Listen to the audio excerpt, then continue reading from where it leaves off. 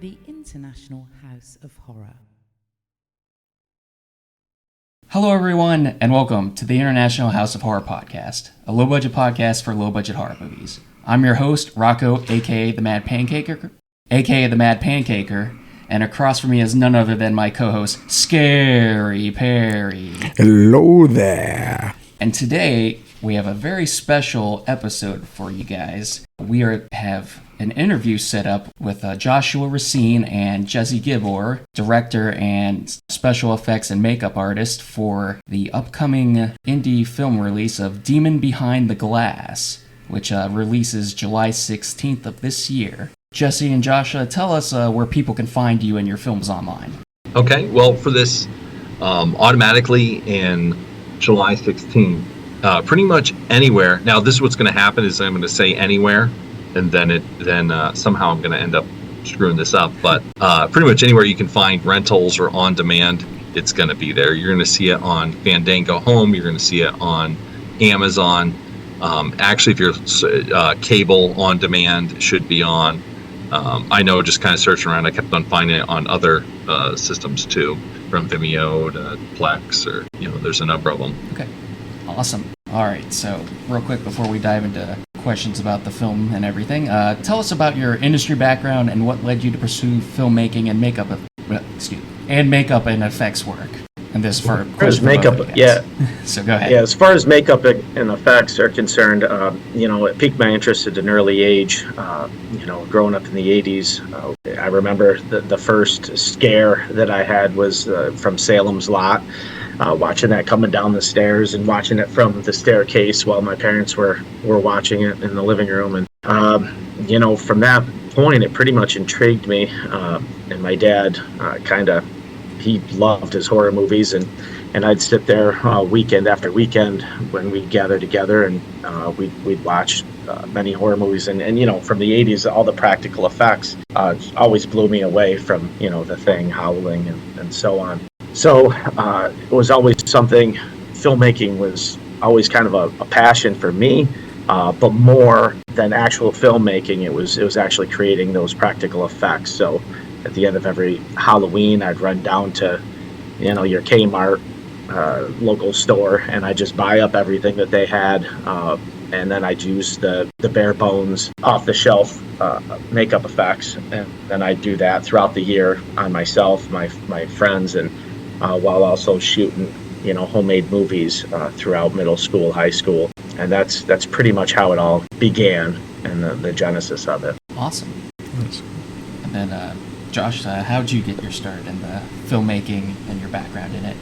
So I went to school for it, and I realized nobody's going to pay you for it. So I had to find a commercial aspect, and that's what I did. I went into commercials, and I had more of an art background, so I went into design and animation. And luckily, I got into a great studio, and then as it grew and started taking on more impressive clients, I got to grow with it and got studio industry experience that way.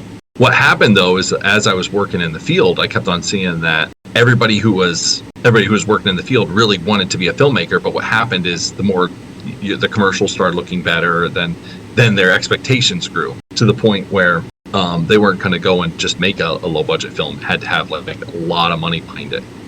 And so then when we started making shorts, Jesse was on the first one, and Michael Yamin, who was the cinematographer, we started getting into this stuff. We really wanted to approach it from the avenue of practicality. It's like, okay, we were to jump into a feature, and we would try to do it from that same style. So it's like, all right, if we're going to jump into this guerrilla style, we know we can't have this huge crew, this huge budget, because we've got to go through this for an entire feature. And that's kind of the way we tackled that stuff. Harry, you want to go ahead and ask the next one? Yeah, so it's questions for Josh or both of you guys. For our audience, can you give them a brief synopsis about what this film is about? Sure. It's about this disgraced journalist who's looking for his comeback story. So he goes to upstate New York, gets this rental home, and he's pursuing this story. He thinks he's going to unearth something on fracking. It's a big deal here in upstate New York. And what he ends up finding instead is this decomposing body hidden behind his bathroom mirror of his rental. He sees a hidden body, signs of the occult, and he thinks, yeah, this is the comeback story. Problem is, he's a journalist with a past. And when that body becomes reanimated by ancient demons, he becomes, the local sheriff thinks this is all just a hoax for him to sell stories. When it starts killing people, he becomes the number one suspect. And now he's in a race against hell itself, trying to find who he can trust and how to get back on top. Okay. All right. Cool. All right, Josh, so what was your inspiration for a demon behind the glass? So the way this works is a lot of times it's not a clean thing. It's usually a couple things that kind of coalesce, and that's how it was for me. It was like one part of it was the Bible scripture that we throw in there. When a demon leaves a man, goes to dry places looking for rest. Finding none, it returns. Finding the house swept clean, it goes out and finds 7 other demons, worse than itself. And the end result of that man is worse than before. And I'm like, wow, Jesus just told a little mini horror story. And Jesse and I both, and even Mike at some level, we all come from a level where we enjoy horror, and oftentimes the way we would see things with any sort of religious connotation is oftentimes it's got to be a made up verse, or it's got to be, they got to hack some things together or whatever. And we're like, oh, let's kind of stay true to the meaning. Let's study that meaning out and really try to ground it in some way. So there was that way, and then the more I started thinking about it, I also grew up in this house where there was actually a crawl space behind the bathroom, and I grew up with 2 brothers, and so we would find all kinds of ways to harass each other and prank each other while they were in that. And there was something very creepy and when you were in a shower and you could hear something moving behind the wall, and you knew it's like, I don't know what he's going to do, but there's something's coming, or just being in the bathroom and looking at that mirror and having that idea that there's something right behind it that's breathing. It just was really creepy. And so it really just started combining some of these ideas and some of these themes and started to create from there. Even the idea of, just as it started to develop, just this idea of like looking at a mirror, and I would just think about, like, if there was something dead behind there, right, would I be able to just put that mirror back and be like, all right, for whatever reasons, we're just going to kind of know there's death behind the wall. And so there just became all these kind of micro themes, and kind of developed the story from that. If that makes sense. This is a question for both of you guys. How did you come up with the look and design of the demon? Did you draw any inspiration from other monsters from cinema, literature, etc. When designing it? Well, kind of what Josh alluded to, it was a couple different concepts coming together. Number one, budget, or the lack thereof. So, my artistic vision is, and I've always tried to make the budget not dictate the final product, right? So do the best you can, think outside the box, try to come up with something that is very elaborate, but yet on a practical sense, it visually it looks stunning and good, but you're getting the best bang for your buck. So one of the main issues with practical effects is the cost.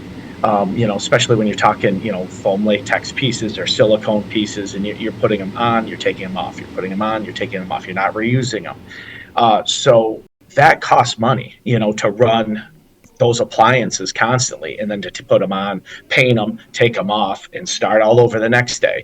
So really, we're like, okay, well, what is the quickest way to kind of jump into a set on a given day and time and start shooting within, everything is hurry up and wait on a movie set, because there's so many different aspects, at play, and there's a limited crew.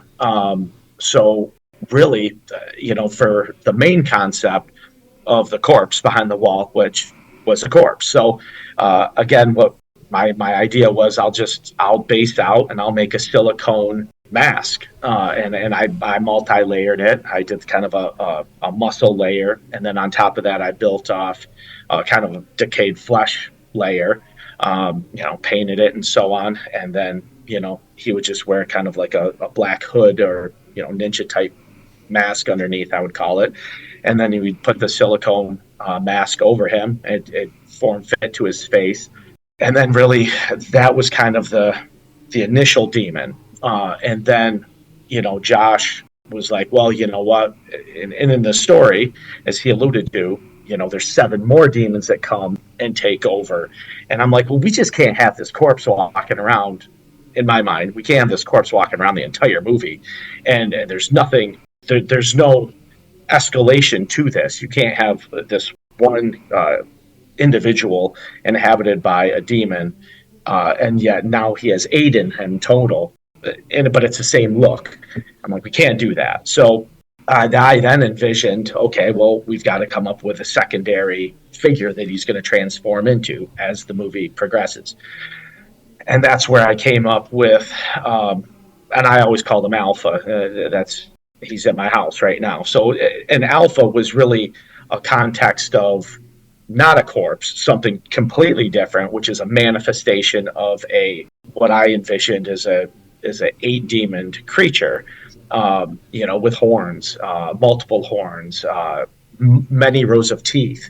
I always, looking back at my favorites in movies, just like Rawhead Rex comes to mind, right? Mm-hmm. As far as maybe not necessarily the story itself, but the actual creature. I really dug. I enjoyed the huge mouth, the huge head, and just the graphicness of the when he'd roar and just the mouth that it would open. And so I'm like, you know what? That's kind of the route I'm gonna go with, but minus the mouth, I guess itself. Everything was just designed off of. I'm like, okay, if this is an ancient demon, more powerful than the one before, then this demon has had interactions, heavenly warfare he's had through the centuries, eons, right? So when you're looking at this creature, if you look at I tried to incorporate a lot of that detail of scarring, indentations, just the symmetry. It would be off because it shouldn't be symmetrical. This thing is battle torn and battle worn. So that's the concept that was in the back of my mind when I sculpted and based that out. That was not done in silicone. That was actually done and again, I'm like, okay, well, how do I create this massive headpiece, this cowl and whole headpiece? And I was doing some studying with Stan Winston's makeup school online, and they had a concept that they were using epoxy A and B sculpt, and really you mix one with the other. It's like clay. You flesh it out, and within an hour it's dry. It's hard as a rock. So I'm like, in the back of my mind, okay, well, that's what I'm going to sculpt with. So I ended up using they have polyplastic, where it's just kind of like they look like white BBs. You put them in warm water, it gets translucent, then it's ready to mold. So what I did is we had a life cast of the main actor that plays both variations of the demon. And off that life cast, I built literally a helmet of polyplastic because it had to hold up underneath that was going to go on top of it, that epoxy sculpt. So I literally made a massive helmet of polyplastic. I cut the jaws, I hinged it and then I built up the chin with some Crayola foam to just go right underneath his chin. So when he uses his jaw action, it would make that big mouth move up and down. Then once we had that, I built off that polyplastic helmet with epoxy AB sculpt. I created all the teeth and the horns with polyplastic. Again, just shaped them, put them into the spots, and then really finally painting it. So that was, again, kind of a ninja mask. This whole headpiece dome would just fit snug right onto the actor's head, and bang, we could start shooting. So again, we didn't appliance it out with foam latex or silicone pieces.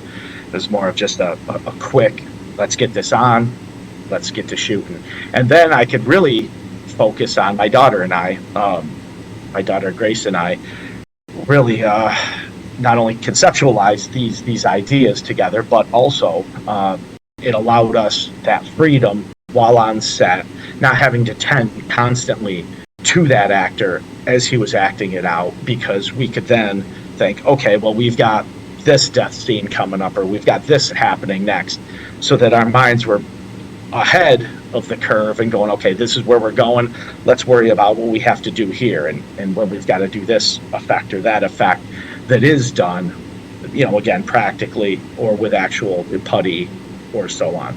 All right, very cool. One thing I would do. Are we giving too long answers? Because I know we're getting technical. Is that too much? No, that's fine. No. That's fine. Okay, cool. One thing I noticed when I watched the trailer, that the look of, like, when he takes the mirror off the wall and the demons behind there. The sunken eyes, and it reminded me a lot of Dr. Freudstein from House by the Cemetery, Lucio Fulci's House by the Cemetery, because it's the face is like really smooth, and with like dried skin from like of a corpse and everything. It gave me that vibe. So cool. So Very it was cool. very cool. This question's also for Jesse again.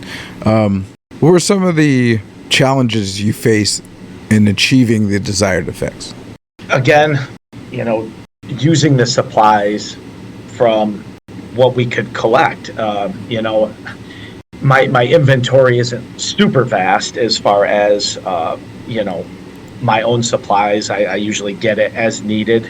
So after reading the script and figuring out, kind of A to Z what we're going to need, as we were moving through the process, I try to simplify to the best of my ability the desired outcome, how to get to the end result, make it with the biggest punch, and again with the lowest budget possible.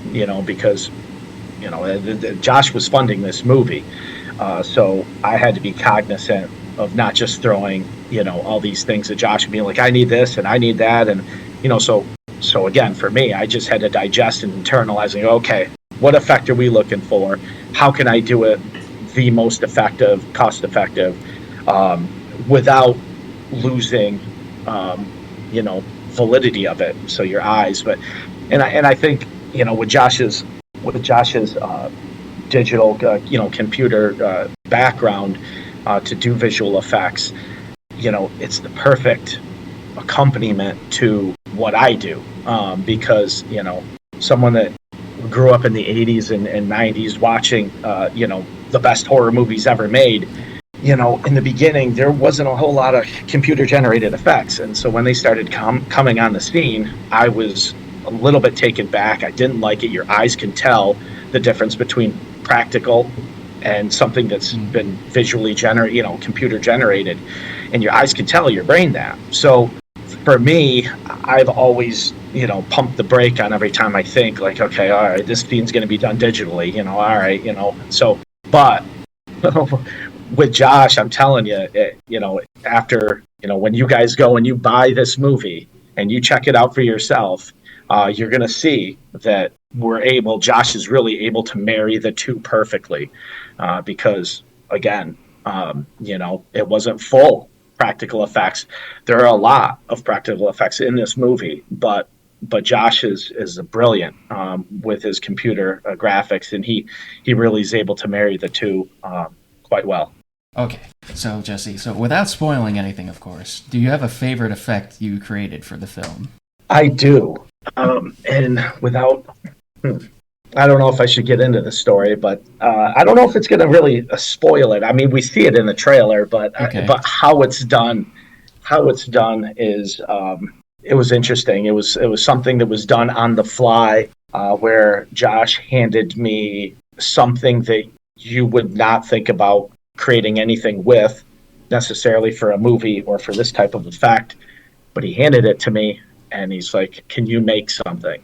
And I was like, how's that for vagueness? That's good. I don't want to say too much, but I think it's pretty cool. And again, this is another one of the effects that I made practically, because he's like, hey, here it is. I need this. Can you do that? And when's it going to be shot? Oh, in about 20 minutes. Oh, okay, excellent. So I'm thinking to myself, all right, what do I got on hand? This is what he gave me as a base. How can I pull this off? And, it happened. And we were able to puppet it. And then we can get into it. This get too vague. Oh. He made a tentacle. Okay. And the whole, and you see, did you guys watch the movie? Yes, or? Yep, we did. Yeah. We both watched it. Okay, we just so you saw the recently tentacle. watched it, yes. Yeah. Yep. So there, basically what's happening is a lot of times with these shoots, it's like when you're trying to get so much done so quickly, you're losing light, and there was a scene where Jonathan, the lead actor, the lead character is fighting this corpse, and they watch the movie, you probably remember that scene, and we were experimenting with, on paper, you'd have all kinds of stuff. Like there was multiple suit changes for damages, and there was like this whole contraptions, and a lot of times stuff would be built and on hand. but it's like, we don't have enough light. Like, we got to catch this now. And so it was one of those moments where the scene had to be reworked. And so we're thinking about, it's like, well, tentacle just come out of the chest. And so I threw Jesse a curveball, and I'm like, well, we got some supplies here. Let's make a tentacle in 20 minutes. Which just, I was like, man, rock and roll. Here we go. I got this. So I get out my Dremel. I have a bag of teeth. I called it. It's just extra teeth from Alpha that I had. And I was like, all right, man, we'll Dremel this thing up, get some indents in there. Let's make some slime. Grace, get my daughter on. Let's make some slime. And then I hot glue gunned in some teeth and just reworked it, puppeted it with a coat hanger. Then Josh was able to again marry it perfectly with his computer genius and the visual effects department. So throughout the whole movie, you're seeing the practical one and you're seeing the computer generated one, and I think he does a fantastic job interweaving the two, so that you're not like, okay, yeah, I'm looking at a pool noodle here being puppeted by a coat hanger. Very cool. So I thought that was pretty cool. Yeah, I enjoyed that effect. All right, this question's for Josh. What were some of the challenges of filming Demon Behind the Glass? Well, I mean, with indie, you're constantly on a timetable. You're constantly trying to. I would say time is probably the biggest thing. Yeah, I mean, I would probably honestly, that's the biggest thing. Is it's like you realize you gotta. I mean, with indie films, a lot of times you're doing the thing in less than 20 days. You're down to like 10, 12, and that's even all the way up through, some decent budget. To the week, it's like, oh, hey, I think everybody's free on Monday. Can you go shoot Monday? Oh, okay. And then we're there till, oh yeah, we got a hard break at 11. 1:30 later, we're breaking from the set. Everybody's got to get up the next day. But that's just how it is. That's how this is. It's very understandable. So for Josh or for both of you, tell us about the cast and how they contributed to the film. The cast, well, we so some of them I had worked with on a commercial background. Adam Holly, who played the lead, was somebody who I'd worked with over the years in commercial productions. I always loved his work, and I think most of the connections that came through him, really, in his work, and crossed his paths. And so then we started working, kind of talking to some people, saying, hey, and there was definitely actors. We really looked. We found some actors who did film as well. We found some that were mostly theater, but we started networking using them, being just I'd go and see their productions and stuff. It's like, wow, these guys can do what they need to do. Yeah, and Tim O'Hearn, he's the long-haired scary guy. Okay. And he's a filmmaker too. He actually has a western. Yeah, Plate Plant. He has a western now. Right now, it's been a showdown yesteryear. And if you look at his IMDb, he's been a bazillion films. So I mean, he was even just good to have as far as just. I often joke that he was our spirit animal, because he knew the festival circuit, he knew stuff, and just so he was a group of wisdom. The cast knowing each other, the cast working together oftentimes in things like even theater productions and so forth. And theater actors are really kind of cool to get into, especially somebody who does theater and film, because theater guys are ridiculous. They'll just, obviously they'll just walk out on stage and have so much memorized. So, you could shoot a lot longer takes if you get that kind of actor. Cool, very awesome. Yeah, go ahead. Okay. This one's for Josh. No, sorry, for Jesse. Were there any innovative techniques or materials you used for the film? Well, as alluded to, before with the epoxy sculpt, that's generally something that you don't normally use for a mask, because again, when I created Alpha, at the end of the day, that helmet could literally be put into battle, and you could probably get hit in the head with an axe, and it probably wouldn't crack it. I mean, it's heavy duty, and you're walking around with Josh, the main actor in the movie, carried this around. I mean, this had to weigh, I'd say, well over probably 10 to 15 pounds at least. And you got that on your head. You're trying to act and move and choreograph scenes, and so I think we were able to pull off that effect, but it was a little unconventional. Again, I wasn't I wasn't sitting him down in a chair, 3, 4, 5 hours, which I've done in the past on individuals putting, prosthetic pieces on, and then at the end of the night taking it all off. But, so it really was it was more conducive, my techniques with, again, the silicone mask, and then moving on to that more helmet style, effect. It was just more conducive to getting everybody on the same page to shoot during those periods of time, rather than getting eaten up, because if the actors come, they're like, hey, I've got 5 hours to shoot and I'm out of here. Well, you could consume that with putting and taking on makeup. And so what leaves you the time to shoot?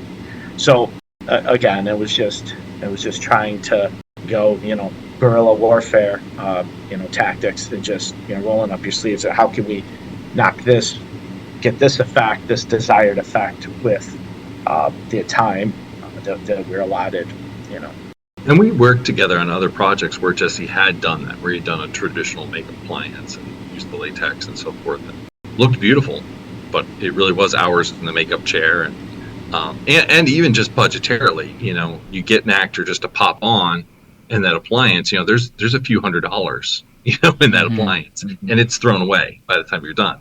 So that was one of our discussions. It's like, all right, so if we're going to do this and do a lot of creature effects, we gotta make them quick to apply and be able to come off, back on, and really try to engineer from that standpoint. We had a lot of conversations on that. We're like, all right, even if we don't use the products the way they should be used, can we get the desired outcome?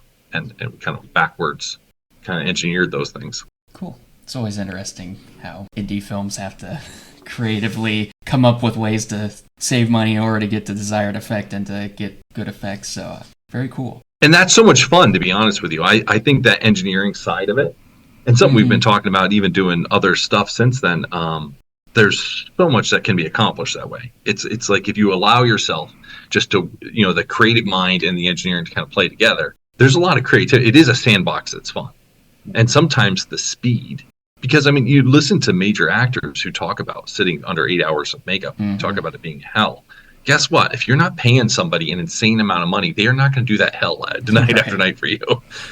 So it's like you got to make it fun. And some of that is, so the stuff, it all can play together. And, I keep on using the word fun, but it is. There's something, there's an energy in it. There's like, okay, boom, now we need this to happen. And it happens. It's almost like, you see and we're back. Okay, yeah, all right. So, we're just a dinosaur story? No. A dinosaur story. I always say that when we come back from our okay, so commercial. Where did we leave off with there? Explain about the energy behind the enjoyment of creating the effects on the fly. I think that's where we left off. Okay, I can whip that up real quick, and I'll let Jesse. But can you hear us now? Hello. Yeah, we can hear you. Can you hear us? Can you hear us? Okay. All right, we're good again. Okay, so we were talking about the energy and entertainment and fun factor behind creating effects on the fly. I think that's where we left off. Yeah, I think there's an element of engineering and backwards figuring for the fun of it. And if you do not have millions and millions of dollars to pay people in godly amounts of money to sit for hours and hours under makeup, they're not going to like you and they're not going to come back.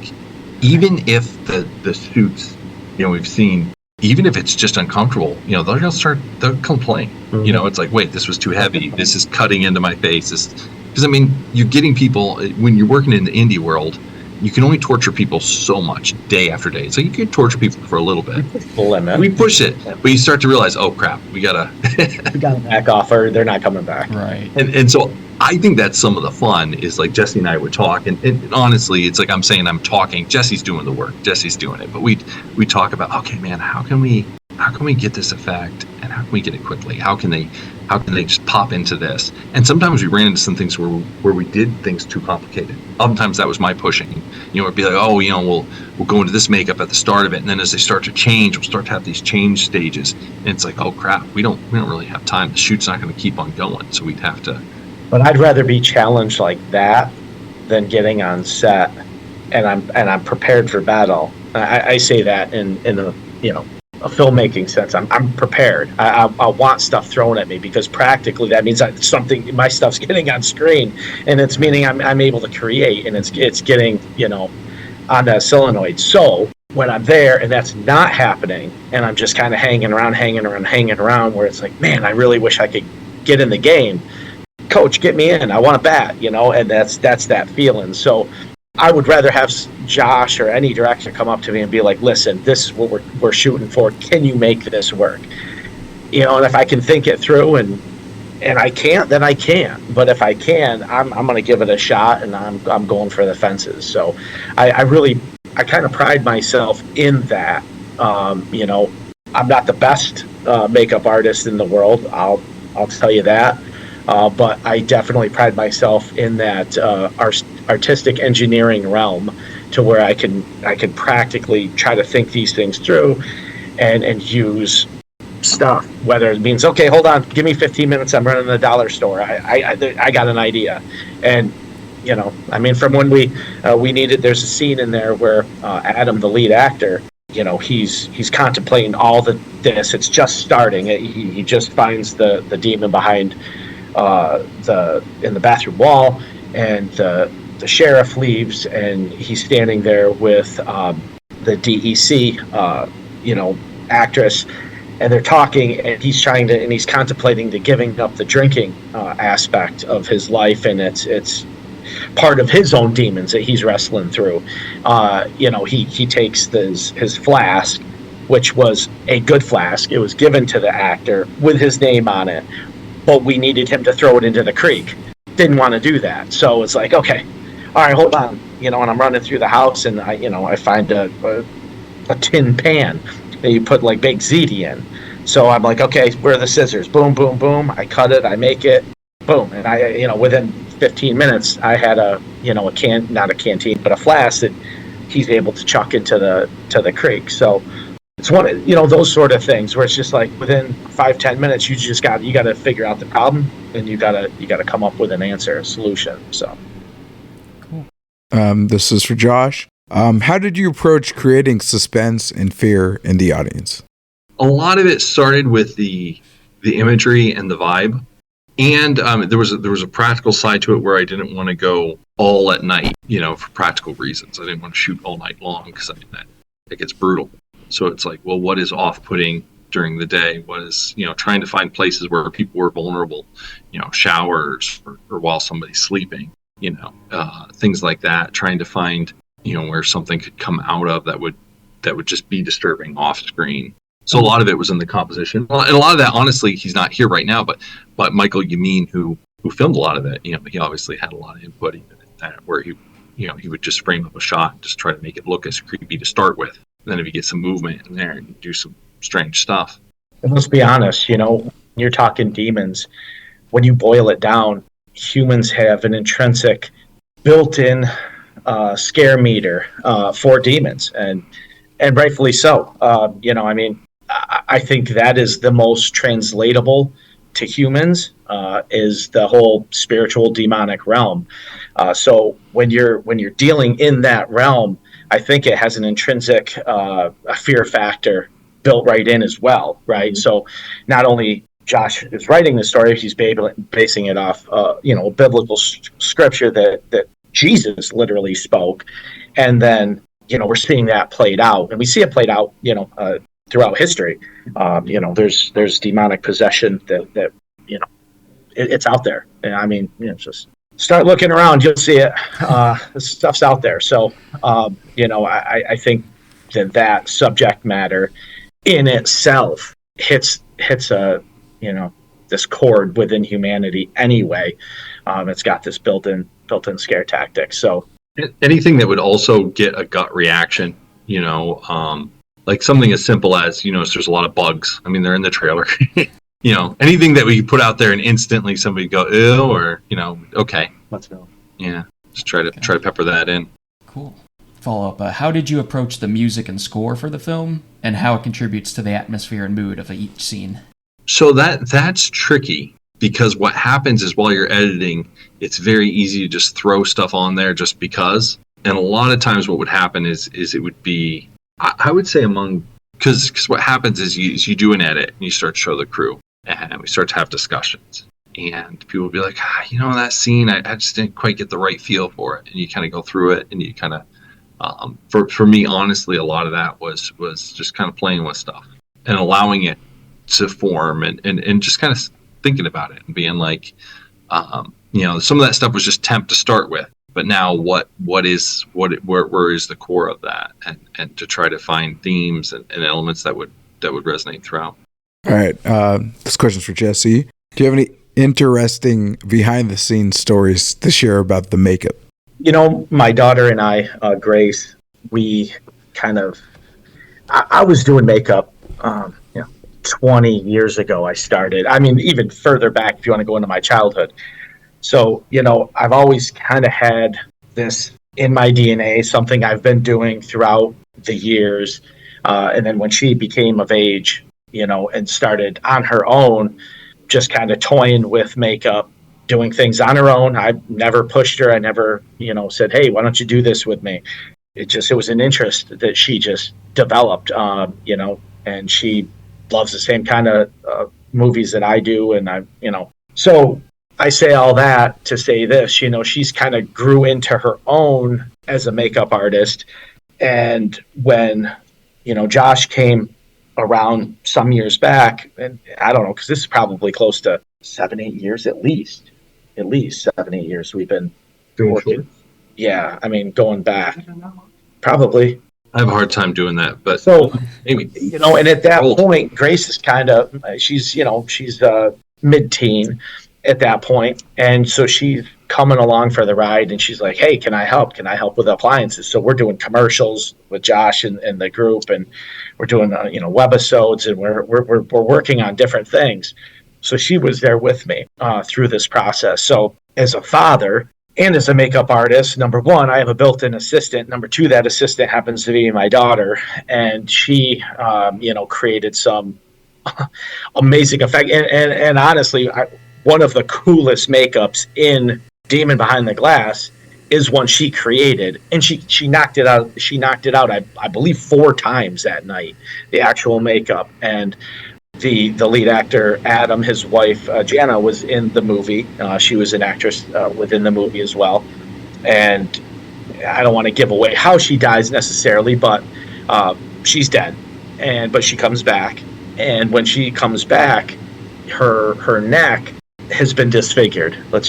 I'll put it that way. And that whole makeup job literally ended up getting made. When I say 4 times, I literally mean 4 times throughout that night.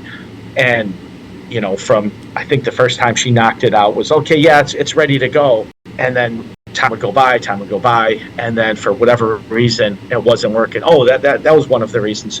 When she had applied the makeup, I think it was the first time, the hand mark was on the opposite side. So continuity-wise, someone could have picked that up, and they would have been like, listen, Demon got her earlier in the movie, and his hand was on the other side of her neck, and so on. So they had to rip that off, put it back on. And it ended up happening, like I say, a couple more times after. Not the continuity thing, but just how the piece was holding up under the lights, under the sweat of the actress. And like I say, it was seeing her kind of come into her own, and her really knocking out one of the cooler effects of the movie, makeup-wise.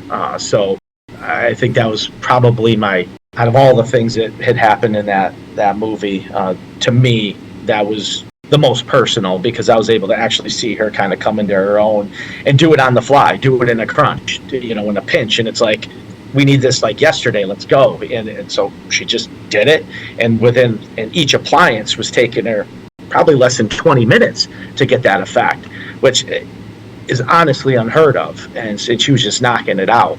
And the last time I even had to wake her up, she was on the couch sleeping. I'm like, Grace, yeah. I'm like, get up. What time is that? It's like 4 a.m. You got to do it one more time on Jana. And so there she goes. She's up and she's doing it, and we're shooting. So that was pretty cool to see. It's a great little awesome personal family story there too. Family working together. I like it. Yeah.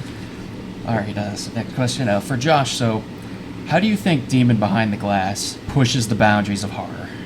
I'm thinking. I'm sorry. I know you sent me the questions, but I haven't looked at them. I wish I would have sent them to you sooner, but I was waiting for Perry to come over so we could go over the questions finally. Right. No, it's fine. It's fine. So it just takes me a moment before I I think for me, I think there's a couple elements there that I found interesting. One of them, I think I really wanted to put a religious aspect in there or spiritual aspect, and try to ground it to some degree. Try to really, and I'm not saying this was a faith-based film but there was a lot of lore and stuff that I played off of that had research behind it, and even that verse, I really did put a lot of time into thinking about thematically and make it work through. I think that's an interesting element to it. I think that is one of the areas. I mean, there's a ton of indie horror films, but really trying to land that side of it, I thought was a slightly different expression of it. I think having the aggressive assault of how many creatures or how many things to throw in there for indie like this, I think was interesting. Awesome. Those are some areas. Cool. All right, so this last question, so it's kind of just like a fun little question, not related to the movie, but obviously we have a lot of hot takes on movies, or hot cakes, if you will. So, Perry, I'll let you ask this final closing question here. What is a horror movie that you think is overrated and one that you think is underrated, and why? One that's overrated and the one that's underrated. Yep. Yep. I know, it could cause some controversy. I have a lot of... it's easier to say underrated than overrated. It's very true. Ooh. I think there's a lot of overrated movies. The opposite of take.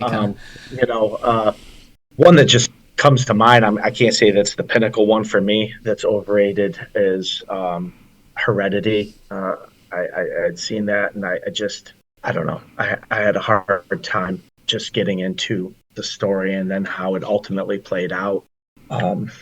Underrated. Question. I can talk a lot about underrated. Okay, go for it. All right. I think from an effects standpoint, that was really interesting to me. And I know there's some questionability to it, but Evil Dead 3, Army of Darkness, that whole idea, I remember I was young and I saw that, and that was so inspiring to me, because it was like, again, I don't know, I think I always had it in me at some point I was going to travel this road. And I love that they could just like throw anything. Like at one point they put a horse in like a spandex suit. They'd use puppets or green screen. It's like, hey, whatever, we could play reverse. And that just, I think, creatively had such an impact on me. And I don't know, there were some things that another one, I had another podcast where they brought up Constantine. And again, there was some like supernatural elements to this and spiritual elements to it. And I really felt like they had thoughts and meaning to it, and it was like it's tying all that together, but then also kind of going through the mystery and the adventure of it. And those are two that I really thought were underrated and impactful for completely different reasons. All right, well, do you want to throw out an overrated, underrated? We don't want to leave them hanging like we put them on the spot here. We should talk about an overrated or underrated, just so. Oh my! I mean, we put them on the spot. We're on the spot. We're on the spot. So right? Yeah. I know I didn't give you time to think about it. Oh my God. You want to go first? Just let me think for a second. I'll go for some overrated ones. Okay. So growing up, one thing, my mother loves horror. She got me into horror. I've been watching horror since a very young age. My mother would even attest to it. When I say I've been watching horror movies since I was 2 years old, it's the truth. Not that I necessarily comprehend any of that. Yeah, I didn't have to sneak down the stairs like you did, Jesse. They would get them for me. Earliest memories are of my favorite movie is Return of the Living Dead. Of Tarman, coming out of that canister, coming out of the shadows and seeing brains. I watched that movie so tight. I've introduced him to a lot of movies, but I'm like, we gotta watch this movie, and he's like, I love this movie. Yeah. So I introduced that to him, and I also introduced him to Halloween 3.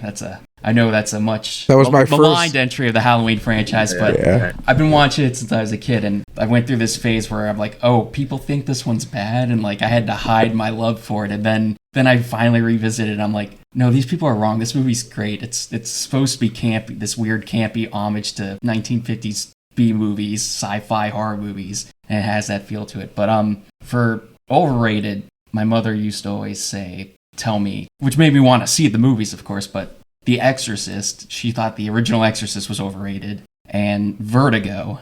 And I finally got around The Exorcist, I do have mixed opinions on. I'll save that story for another day because I'm sure we'll come around to it, so I don't want to drop the ball on that one. But when I watched Vertigo, I thought it was pretty good. I'm like, I think you're wrong on this one, Mother. But I didn't think it was his best film, like Hitchcock's best film, like some people say. I'm more partial to Psycho and Rear Window. But was it good? Yeah, I thought it was pretty good. But a personal overrated one, and I need to, a lot of these I need to sit down and watch the non-TV version because I'm flipping through channels. I'm like, this movie's on, I'll throw it on and watch it. But Carrie, the original Carrie, don't get me wrong, it's one of those last 15-minute films where the last 15 minutes is great. You got that epic prom scene and she's causing all the chaos. But the rest of that, it's just like, all right, I understand, the mental aspect of it, the challenges she has to go through with her mother, punishing her, being very strict, and all of her friends picking on her. So I understand that, but there needs to be like more horror sprinkled throughout it. Like maybe she just, some bum on the streets making fun of her as she walks by, and she just like does, the quick stare, and like, a trash can flies and hit him or something, to like build up to this epic spectacle at the end. So to like kind of set it up a little bit more. I know there's a little bit of that, but I feel like it just needed a little more carnal violence, that she would, just sporadically snap on somebody and have some brief psychic meltdown, not to the epic proportions of the finale, but so I'm like, man, why do people like this movie so much? I'm like, oh yeah, Travolta. Yeah, the ladies. Is it Travolta? Yeah, Travolta's in that, right? Yeah. Yeah, that's what I boiled it down to. Oh. Did you see her? Hey. Okay. Man, see what happens? I badmouth Carrie, and then the internet cuts out for a second and resets. Oh, geez. So I had to go in the other room and reset the router there. So, oh, geez. Nice. Always something. Yeah, Carrie, it's definitely one, I think, a little overrated. I'll toss it over to you, Perry, because I'm trying to think of one that I think is underrated, but like Halloween 3 is like, people talk about it so much, give it so much love that I think it's no longer as underrated. So go ahead, I'll let you talk about it. All right, I'll go. I think of an underrated one. I'll go overrated first. So I'm kind of along the lines with Josh, like Hereditary. Mainly that company, A24. I'm not trashing it, but like last night I saw the movie, I Saw the TV Glow, and I didn't get it. I watched the whole thing. It just seemed like a whole lol fest. I know it's layered to be more, but sometimes I kind of just like, not all the times, but like more like a meat and potatoes kind of horror movie. Just it seems like the movies they make like are real layered, like Midsummer and Hereditary. Like there's parts of Hereditary I like, but not like as a whole. Underrated. People could go back and find these films from the 80s. This Dutch director, Dick Moss, he did The Lift, which is about like a cursed elevator. And at the time, it's real innovative. They made several elevator movies later on. And because some of his other slasher movie, Amsterdam, it's really good. I just think they're underrated. And like if they were brought to like a more, prominent Amsterdam's spotlight. Pretty good. I watched that one either early this year or late last year. I finally watched that one for the first time. It's pretty. Yeah, I like the fun. Amsterdam better than The Lift, but they're both good. Yeah. Let's see, an underrated horror movie. See, that's a tough one because it's so easy to just start going down the lines of fun horror movies. It's like, oh, that was a fun one. That one's underrated. More people should watch that. Watch these movies, you think to yourself, that same sort of thing. It's like, oh man, this is so underrated, And I guess, yeah, and while we were talking here, I'll just throw that out real quick, is Return of the Living Dead 2. I know a lot of people didn't like it when it first came out, but honestly, I think the practical effects in that, there's a lot of good gags in it. Mm-hmm. It's funny. I don't think it's as good as the first, but on the flip side, I think it's a really, really underrated movie as far as practical effects are concerned. There's a slew of them in there, and it's so good. I actually have the T-shirt of the severed head with the screwdriver in it. It's got the speech bubble saying, "Get that damn screwdriver out of my head." I love that part of that movie. Yeah. It's also another movie with a little bit of controversy behind it, with a lot of the early DVD and Blu-rays having an alternate score to it. I don't know if you've ever heard that story, but it's worth checking out. I was curious back in the day. I'm like, well, let me pick up the DVD and see what. And I'm watching this. I'm like, oh, you could tell right from the start, because if you watched it back in the day, there was no opening narration. It just let the story explain itself. It's assuming you've seen the first one, you know about the trioxin tank. So you see him on the back of the truck and they're shaking, and then he hits the bump and it falls down. But like as soon as the DVD starts, you get this guy voicing over that scene with narration, talking about the trioxin gas and the government cover-up and everything. I'm like, that's not needed. You're supposed to have seen the first one. We get it. Show, don't tell. Sometimes you need narration, but not in this instance. It was a train wreck. But then, luckily, Shout Studios, Scream Factory, they released a Blu-ray. And it actually has both scores, so you can pick and choose if you want to watch the original or if you want to watch the later DVD edit. I understand some of that has to do with music rights. Like, nobody thought back in the day when they were making these how long they would have to secure the movie rights to keep putting these things out on video, disc, and everything. So the rights run out, so they are like, well, what are we going to do? Well, we'll just find filler music to throw over there. So, but yeah, along those lines, so a lot of this is like you get nostalgic for things you watch when you're a kid, so you have more attachment to it. So I thought of this one. This one is, in this franchise, hated by a lot of people for obvious reasons, but I think it's a little overblown. So an underrated would be Freddy's Dead: The Final Nightmare, because a lot of franchises with horror, it's tough to keep, when they go on sequels, it's tough to keep it serious, or, okay, what are we going to do now that's not the same thing we did in a previous movie to keep it scary? So I feel like over time, a lot of franchises shift more into the comedic effort. Like if you look at the Friday the 13th franchise, by part 6, when he comes back, the guy shoots him with the paintball gun, and he triple decapitates the paintballers. It's just very silly at this point. And then in part 7, it's essentially Jason versus Carrie. And I feel like the good franchises, they realize people can't take this seriously anymore. They're here for the fun of it, so make it lean more into the horror comedy aspect. And I feel the Nightmare on Elm Street series does that pretty well. And by Freddy's Dead, it is literally just like watching a cartoon of A Nightmare on Elm Street with Freddy doing all sorts of crazy and wacky stuff. One-liners like all over the place. The 3D stuff at the end's a little weird and doesn't hold up, but I've always loved that one when I was a kid. And maybe because, I like video games, and, Freddy playing the video game is just so cool of a thing to me with the power glove and everything. So when I rank them, I have so much love for Freddy's Dead that it's my third favorite. Like, I'm not going to rate it over the original or Part 3, The Dream Warriors, but when we're determining what's the best out of all the other sequels, it's Freddy's Dead, just because it's so campy and fun and cartoony. It realizes what Freddy Krueger has become as a pop culture icon, that it just leans into it and embraces it and goes full ham with it. So good picks. Yep. So, all right, before we sign off here, I want to thank Josh and Jesse for their time again. And I'm going to wax philosophically. I mean, I do that a little bit with the last bite when I do that anyways, when I talk about horror movies. But this podcast has been quite a journey for us, especially when I say low-budget podcast for low-budget horror movies, I mean, literally, we kind of threw it together on the fly, just to be like, Perry, go to the Five Below and pick up a couple of cheap microphones and we'll just start recording. And that's how it started out. And sure, you sit here and you record these, and sure, your friends and family listen to them and everything. So, and it's fun to do, but just the fact that we are actually able to reach people outside of our circle of friends and family and actually make an impact, and there's people out there who actually listen to us. And just being like a small indie podcaster like that, and with Josh and Jesse here being indie filmmakers, it just gives credence to what you do, that you just keep at it and you keep doing it.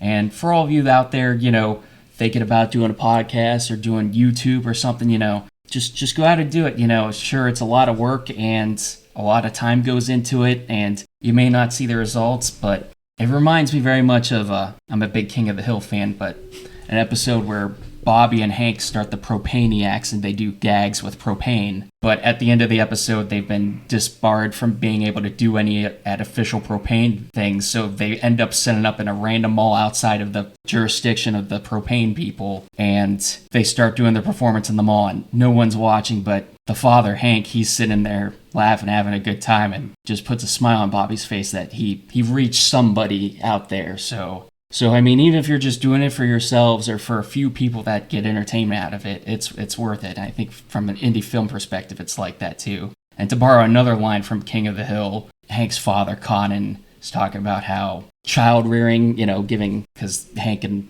his wife were trying to have another baby, but they have difficulties due to issues with Hank. When he asks his father about it, he's like, well, at least you had the fun of trying. And, so even if your podcast or your filmmaking or your YouTube doesn't go anywhere, look at it that way. At least you had the fun of trying and you have fond memories to look back on. And I want to thank you, Josh and Jesse, for giving us this opportunity. It means a lot to us, and I wish you guys the best of luck with your film. Now, normally we deep dive and review into a film. We aren't going to do that today because that's not about this. Plus, we don't want to spoil the film for everybody, but I will say that both Perry and I enjoyed the film quite a lot. Yeah. We enjoyed it. It was great.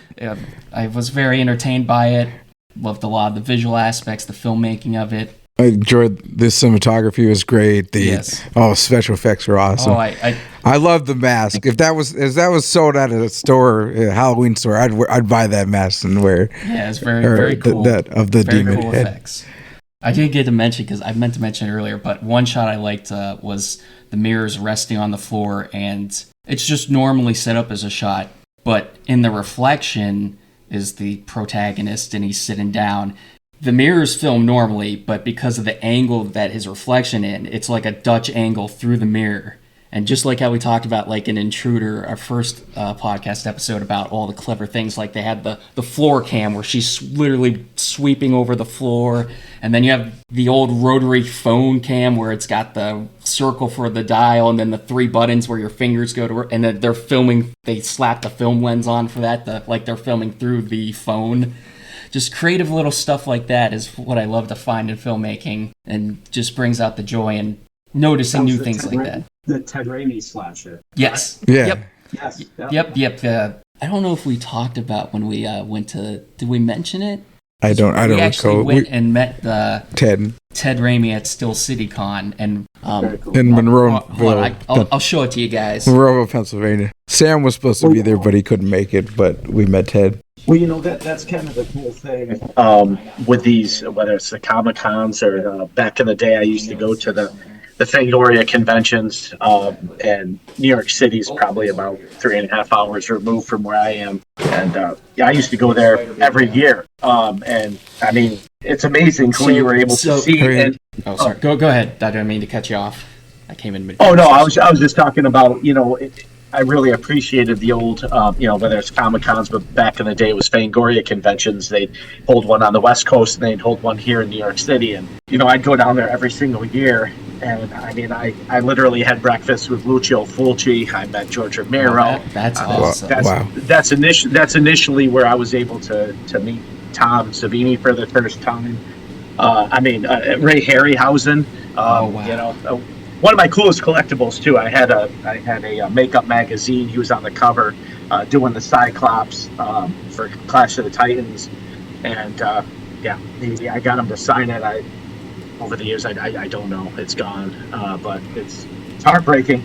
Same thing with Lucio Fulci. I had that day he was signing after he gave his, but it was the first and only appearance to my knowledge that he was in the United States. And he died shortly thereafter. I want to say this is like 98, 99. And, I brought my zombie VHS tape. I wanted to meet him. And I couldn't. I mean, the line was like, to the 18th floor. And it started on the first floor. And I'm like, there's no way. I'm not standing here all day. So next morning, I stay over in Hotel Pennsylvania, is what it was in New York City. And I'm trying to catch the Greyhound back to upstate New York. And I'm sitting there eating my breakfast, and Lucio comes walking in all by himself, and he's standing. And my mom actually made the trip with me, so it's just her and I. And she's like, "Yes, I think that's Lucio right there." And I'm like, "Holy crap, it is!" So I'm scrambling around. I get my tape, and I go up there, and so I start talking to him, and he can't speak a lick of English. He just kept nodding and kind of smiling. I'm like, I'll buy your breakfast like this. I'll buy it. And he goes, and he smiled, nodded his head, came down, he sat with my mom and I. Seemed like he knew what I was talking about the whole time we were talking to him. My mom is 100% Italian, so she was able to communicate with, the language she knew. And so it was just one of the coolest moments ever. And then, got him to sign that. And I swear to you, it's in the same box as the Ray Harryhausen signed magazine. I can't find that to this day either. Kills me. But yeah, these horror conventions and stuff, go out, support these actors, these directors, and they just don't know. It means a lot to them, I'm sure. That they have a fan base that people care enough that they're coming, traveling from all around to come see them, and it means a lot to those that are vicariously, like, I don't want to say living through them, but you're watching their movies. You feel like you have some sort of connection or bond with them, and in some way, and it's just a neat experience. So I always advocate for people to get out to conventions. Right. Yeah, we've started going to a few conventions. We've gone to Still City Con twice now. But yeah, Ted Raimi was there, and because this man beside me was crazy enough to research about the Tempo magazine that just randomly appears on the magazine racks in an Intruder, and he tracked down a copy. He found one for me, then I ordered one. So we went to Steel City Con, and we got Ted Raimi to sign our the Tempo magazine Sting issue. I went down that appears on the shelves in Intruder. A deep hole to find my one, and then I found his one. And like you said, Sam canceled, but we were hoping to get Sam to sign it because he's also in that movie. Yeah. And hopefully one day we get to meet Scott Spiegel, get him to sign it, and we can pick his brain. How did this German magazine appear in your movie? A Michigan grocery store. Yeah, it's so wild, but again, I want to thank you guys for being on here, giving us this opportunity. We appreciate it. Look forward to more down the line with talking about your future releases. And as you guys said, you can find Demon Behind the Glass wherever you can stream and download movies. So this July 16th, 2024, check it out. You won't be disappointed. No plugs for us because this isn't about plugging us. It's about plugging indie filmmakers today. Plus, you can hear all of our plugs in every other episode. So thanks again, guys. And thanks, guys. And we haven't ragged on Dolores this episode like we usually do, but she's kept my coffee refilled through the whole. Well, there you go. She's serving you, but not us. Exactly. She hates the regulars, but the new customers, she wants to get that tip money. So, but as always, so we'll sign off here. But thanks again, guys. Check, please. Doors. Thank you.